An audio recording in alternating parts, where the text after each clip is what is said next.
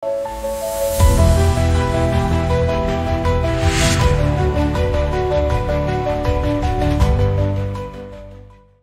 Microeconomics Matters for Entrepreneurs.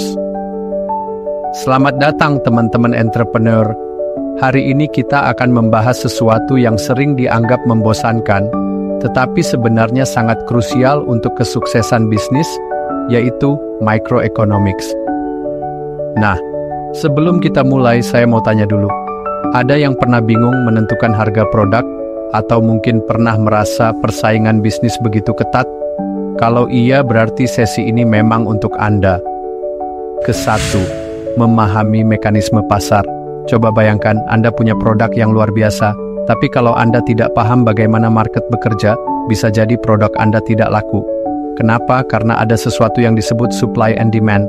Kalau permintaan tinggi tapi stok terbatas, harga bisa naik. Sebaliknya, kalau stok melimpah tapi peminat sedikit, harga harus turun.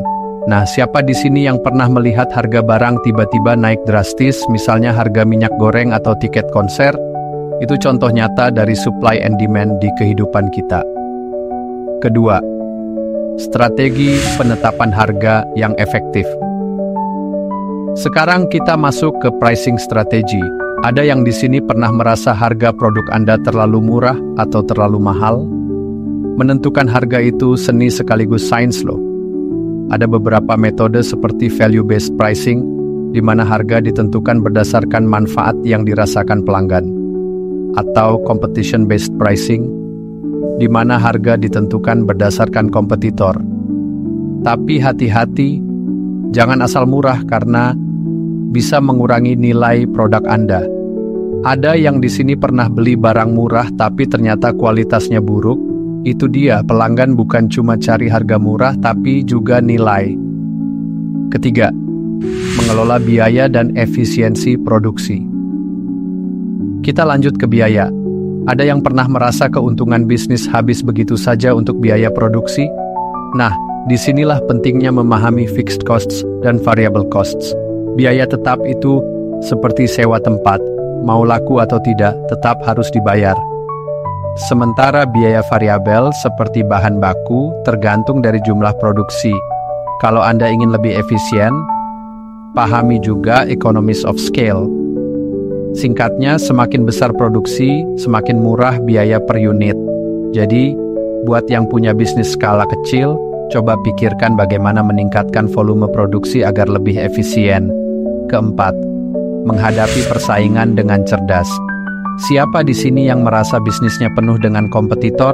Jangan panik, karena persaingan itu wajar. Yang penting adalah strategi.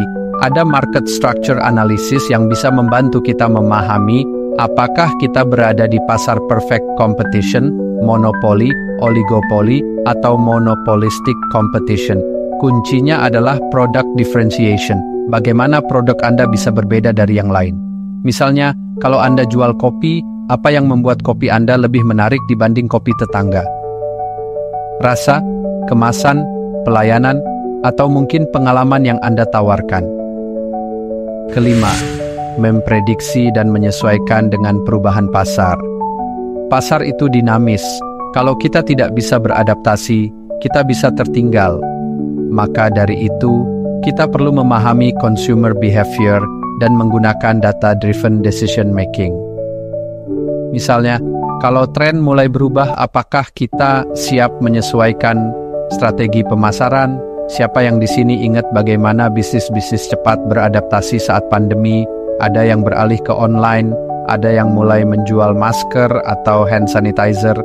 Itulah contoh bagaimana microeconomics bisa membantu kita mengambil keputusan yang lebih baik. Kesimpulan, jadi teman-teman, microeconomics bukan sekadar teori. Ini adalah alat praktis yang bisa membantu kita memahami market dynamics, pricing strategies, cost efficiency, competition, dan market changes. Jika kita ingin sukses, kita harus memahami bagaimana pasar bekerja dan bagaimana kita bisa beradaptasi dengan perubahan. Sekarang saya ingin tahu, dari semua yang kita bahas hari ini, mana yang paling relate dengan bisnis Anda? Ayo, kita diskusikan.